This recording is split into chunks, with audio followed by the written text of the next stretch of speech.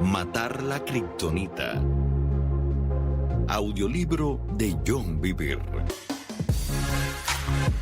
Destruye lo que roba tu fuerza.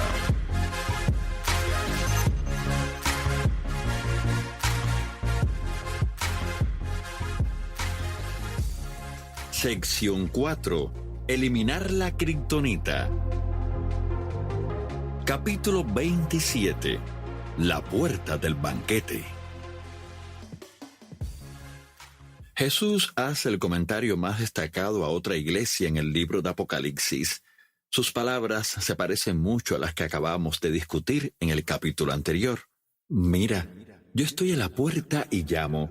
Si oyes mi voz y abres la puerta, yo entraré y cenaremos juntos como amigos. Apocalipsis 3:20. Un banquete con Jesús es una fiesta de convivencia, compañerismo con el Maestro. Ahí recibiremos de su palabra sabiduría, consejo, poder o cualquier otra bendición maravillosa de su presencia. Seguro que una comida así crea hambre, anticipación y emoción de recibir de Él. Esto es lo que nos fortalecerá. Una comida provista por Jesús es la misma antítesis de la kriptonita. ¿Se puede comparar a Superman recibiendo una fuerza renovada del sol? Jesús es la palabra viva, el pan verdadero del cielo, y su presencia nos da la fuerza para resistir cualquier forma de kriptonita. La pregunta es, ¿a qué puerta está Él llamando? Muchos ministros han usado este versículo para llamar a las personas a la salvación. Y está bien, pero debemos recordar que se está dirigiendo a la iglesia, a sus seguidores, no a los que nunca le han conocido. Sin embargo, el aspecto crucial de la afirmación de Jesús no se centra en la puerta, más bien son sus palabras, si oyes. Si estoy en mi casa con la música a todo volumen y una visita importante llama a la puerta y me llama, no lo oiré. Mi visitante finalmente se irá. Así que las preguntas más importantes son, ¿qué nos está impidiendo oír? Si no oímos, nos perderemos el banquete. Así que veamos y respondamos a esta pregunta vital. Santidad. Si mencionas la palabra santidad en la iglesia moderna, las personas a menudo retroceden y rápidamente cambian de tema. No es un término apreciado para los progresistas y supuestamente pone una sordina en la vida. Con demasiada frecuencia, la santidad se ve como sinónimo de ganarse la salvación mediante obras o se percibe como legalismo. Sin embargo, es la única descripción de la iglesia a la que Jesús viene a buscar que se encuentra en el Nuevo Testamento. No se nos dice que Él viene a buscar una iglesia dirigida por un liderazgo, una iglesia relevante, una iglesia conectada o una con una fuerte comunidad. Todos estos rasgos son muy importantes para el crecimiento y el éxito de una iglesia, pero ninguno de ellos es la característica que define a la novia de Cristo. Por desgracia, debido a la predicación legalista del pasado, muchos dejan de hablar de la santidad. Para conseguir una iglesia grande, parece que este tema se debe evitar por completo. Al mismo tiempo, los líderes que prestan atención saben que esa santidad se trata a lo largo de todo el Nuevo Testamento, así que el tema se debe tratar. Por lo tanto, estos comunicadores han hecho que la santidad sea más apetitosa con una doctrina que va más o menos así. Cuando se trata de la santidad, no tenemos que preocuparnos por la responsabilidad personal, porque Jesús es nuestra santidad. Está asegurada en Cristo. Esta doctrina es correcta, pero no del todo, porque el Nuevo Testamento habla de dos aspectos distintos de la santidad. Gran parte de la enseñanza y predicación contemporáneas meten a ambas en un mismo cubo. Respecto al primer aspecto de la santidad, se nos dice: Dios nos amó y nos eligió en Cristo para que seamos santos e intachables a sus ojos. Efesios 1:4. Antes de que pudiéramos hacer nada digno de valor eterno, Dios tomó una decisión. Nos escogió, y al hacerlo, Él nos declaró santos. Somos intachables a sus ojos. Esta es una santidad posicional. El día que recibimos a Jesús, somos santos a ojos de Dios y nunca seremos más santos. Dentro de 22 millones de años, serás tan santo como el día que recibiste a Jesús. Para ilustrarlo, conocí a Lisa Toscano en junio de 1981. Me enamoré de ella poco después y decidí casarme con ella. El 2 de octubre de 1982, ella se convirtió en mi esposa. Ella no es más mi esposa hoy, 35 años después, que el día que me casé con ella, ni será más mi esposa en nuestro 70º aniversario. Ella tiene esa posición de ser la esposa de John Bevere. No tuvo que ganársela, trabajar para conseguirla ni comprarla. Ella es mi esposa porque yo la escogí. Esta es la santidad que algunos líderes enseñan, y es cierto, pero hay más. Permíteme usar de nuevo mi ejemplo del matrimonio para ilustrar el otro aspecto de la santidad. Antes de que Lisa me conociera, ella coqueteaba, daba su número de teléfono y salía con chicos que le parecían interesantes. Después de casarnos, ella dejó de coquetear e interesarse por otros hombres. Ella ahora rebosa una conducta que se corresponde con la posición que tiene al ser mi esposa. Veamos las palabras del apóstol Pedro. Por lo tanto, vivan como hijos obedientes de Dios. No vuelvan atrás a su vieja manera de vivir con el fin de satisfacer sus propios deseos. Antes lo hacían por ignorancia, pero ahora sean santos en todo lo que hagan, tal como Dios, quien los eligió, es santo. Primera de Pedro 1, 14 y 15. He enfatizado algunas palabras. Primero, observa la palabra vivan. Lo que Pedro está estipulando sobre la conducta no es opcional. Segundo, Pedro no está hablando de nuestra posición en Cristo, sino más bien de lo que hacemos. La versión amplificada lo expresa de esta manera: ustedes sean santos en toda su conducta y su manera de vivir. Esta es la santidad conductual, no posicional. Es similar al cambio de conducta de Lisa después de casarnos. Nuestra conducta debe reflejar nuestra posición. Aquí es donde comienza el conflicto. Al principio de mi vida cristiana, repetidamente intentaba vivir en santidad y repetidamente fallaba. Me frustraba, por decirlo suavemente. Después descubrí la gracia de Dios. Encontré que la gracia es el poder inmerecido de Dios que nos da la capacidad de hacer lo que no podíamos hacer en nuestra propia fuerza. Yo no podía ser libre de la pornografía y otros hábitos de pecado, pero cuando descubrí la gracia, pude caminar en libertad al creer y cooperar con ella. Este es un hecho triste. Nuestro ministerio hizo una encuesta hace unos años. Fuimos a varias iglesias representativas de un abanico de corrientes doctrinales y denominaciones. Encuestamos a más de 5,000 cristianos nacidos de nuevo en toda nuestra nación. Pedimos a los participantes que dieran 3 o más definiciones de la gracia de Dios. Los resultados de la encuesta demostraron que casi todos asociaban la gracia de Dios con la salvación, el perdón de pecados, un regalo inmerecido de Dios y el amor de Dios. Esta era la buena noticia. El resultado trágico fue que menos de un 2% de los creyentes sabían que la gracia es el empoderamiento de Dios. Sin embargo, Dios mismo dice: «Bástate mi gracia, porque mi poder se perfecciona en la debilidad». Segunda de Corintios 12:9. Reina Valera revisada 60. Él se refiere a su gracia como su empoderamiento. Pedro escribe: «Que Dios les dé cada vez más gracia». Mediante su divino poder, Dios nos ha dado todo lo que necesitamos para llevar una vida de rectitud. Segunda de Pedro 1, 2 y 3.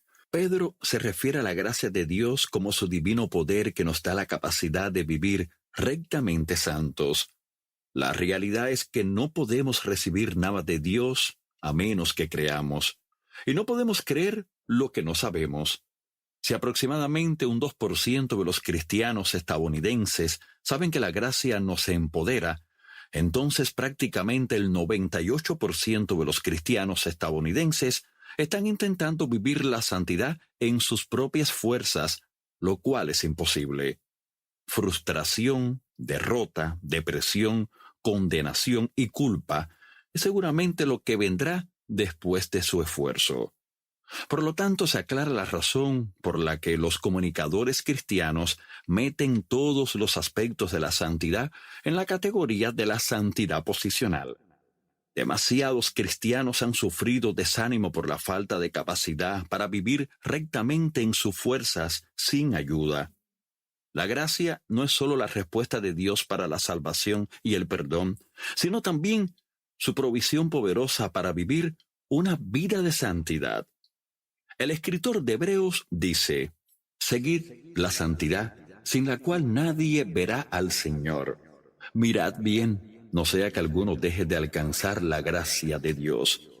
Hebreos 12, 14 y 15. Hay mucho en estos dos versículos. Primero, la palabra seguid es la palabra griega dioko. Se define como seguir o ir en pos tenazmente, perseguir con firmeza y diligencia para obtener. Diccionario WSNT. Otro diccionario dice: hacer algo con un esfuerzo intenso y con un propósito o meta definidos. Tras leer estas dos definiciones, deberíamos preguntar primero: ¿es esta santidad posicional o santidad conductual? La respuesta es sencilla. Tiene que ser conductual. Míralo de este modo. ¿Te imaginas decirle a mi esposa: Lisa, vivir, tienes que poner un esfuerzo intenso para obtener la posición de ser la esposa de John Vivir? Se reiría y diría: yo ya soy su esposa. Con respecto a la posición, ya somos santos, no tenemos que aplicar un esfuerzo intenso para obtenerla. Así que el escritor de Hebreos tiene que estar hablando de la conducta. Debemos perseguir con diligencia la santidad conductual. Si no lo hacemos, dejaremos de alcanzar la gracia de Dios. ¿Cómo podemos dejar de alcanzar la gracia que cubre y que se ha predicado en nuestro tiempo? Sería imposible. Sin embargo, cuando entendemos que la gracia es el empoderamiento divino de Dios para seguir la santidad conductual, podemos entender cómo podemos dejar de alcanzarla. El escritor de Hebreos termina este capítulo con: retengamos la gracia y mediante ella sirvamos a Dios agradándole con temor y reverencia. Hebreos 12, 28. La gracia nos empodera para servir a Dios de una forma aceptable y vivir una vida santa. Ahora viene la parte importante. Leemos: seguid la santidad, sin la cual nadie verá al Señor. Hebreos 12, 14. ¿De qué está hablando el escritor? ¿Acaso no van a ver todos a Jesús? Se nos dice claramente: he aquí que viene con las nubes, y todo ojo le verá, y los que le traspasaron. Apocalipsis 1:7. Entonces, ¿cómo puede decir este versículo que sin santidad no veremos al Señor? ¿Qué significa esto? Ver a Jesús. Permíteme ilustrar lo que significa ver al Señor, como se promete en la persecución de la santidad. En mis 58 años de ser ciudadano estadounidense, ha habido 12 presidentes de los Estados Unidos. He estado bajo la jurisdicción y el liderazgo de todos ellos, y sus decisiones han afectado mi vida. A menudo me refiero a cada uno de ellos como nuestro presidente. Sin embargo, nunca he visto a ninguno de ellos personalmente. Hay otros ciudadanos estadounidenses que ven al presidente diariamente, ya que son amigos o trabajan con él. Esas personas privilegiadas lo ven regularmente y están frecuentemente en su presencia. Siguiendo esta idea, he conocido muchos datos durante los años sobre nuestros presidentes, lo que defienden, las decisiones que toman, su historia personal y otra información que se le da a conocer al público. Pero lo que no he podido experimentar ha sido una interacción personal con estos líderes. Por lo tanto, no estoy familiarizado con las áreas íntimas de su vida, las cosas que no se dan a conocer al público en general. Y ciertamente, nunca he estado ni siquiera cerca de tener el placer de ser amigo personal de ninguno de ellos. De forma similar, hay cristianos que están bajo la jurisdicción de Jesús, debido a que Él es su líder. Sus decisiones afectan a sus vidas y lo llaman Señor, pero no le ven y no están en su presencia. Quizá cuestiones esto, pero permíteme dejar que Jesús establezca esta verdad. Los que aceptan mis mandamientos y los obedecen son los que me aman. Y porque me aman a mí, mi Padre los amará a ellos, y yo los amaré, y me daré a conocer a cada uno de ellos. Juan 14:21. Mira sus palabras. Y me daré a conocer. Guardar y obedecer los mandamientos de Jesús es perseguir la santidad conductual. Los que hacen esto ven al Señor. Él se revela a ellos, les permite el acceso a su presencia manifiesta. La relación trasciende de meramente estar bajo su reinado al nivel de tener amistad con nuestro Rey. Él dice de nuevo: ustedes son mis amigos si hacen lo que yo les mando. Juan 15:14. Por favor, observa la palabra sí en esta frase. Cantamos canciones, escribimos libros y enseñamos mensajes sobre Jesús como nuestro amigo. Pero la palabra sí significa que su amistad es condicional. La amistad con Jesús está basada en nuestra santidad genuina, y los que hacen de ello una prioridad pasan de ser siervos a ser amigos. Jesús dice a los hombres que permanecieron leales a Él: ya no os llamaré siervos. Juan 15:15. El hecho de que Él diga ya no significa que antes eran considerados siervos, no amigos. De hecho, ser siervo de Dios no es una mala posición, y ciertamente es mucho mejor que no tener ninguna relación con Él. Sin embargo, un siervo no sabe el por qué hay detrás del qué, pero el amigo a menudo lo sabe. Quizás repliques: pero todos somos hijos e hijas de Dios. Sí, pero debemos recordar la verdad que comparte Pablo, de que entre tanto que el heredero es niño, en nada difiere del esclavo. Gálatas 4:1. La palabra griega para esclavo es la misma palabra que Jesús usa para la palabra siervo en el versículo de arriba. Mientras el hijo o la hija es niño, él o ella normalmente está ajeno a los porqués. Solo conoce el qué de lo que Dios está haciendo. Es una experiencia maravillosa tanto para el padre como para el hijo, cuando este hijo o hija se gradúa para convertirse en un amigo. Lo mismo ocurre para la familia de Dios. Se produce un cambio en la dinámica de la relación cuando nuestro Padre nos cuenta más secretos. Pero hay un cambio para nosotros también. Ahora vivimos más apasionadamente para no decepcionarle, algo más allá de no solo desobedecerle. Aún seguimos y siempre seguiremos intentando obedecerle, pero ya no es la fuerza motriz de nuestro corazón. Ahora es no decepcionarle.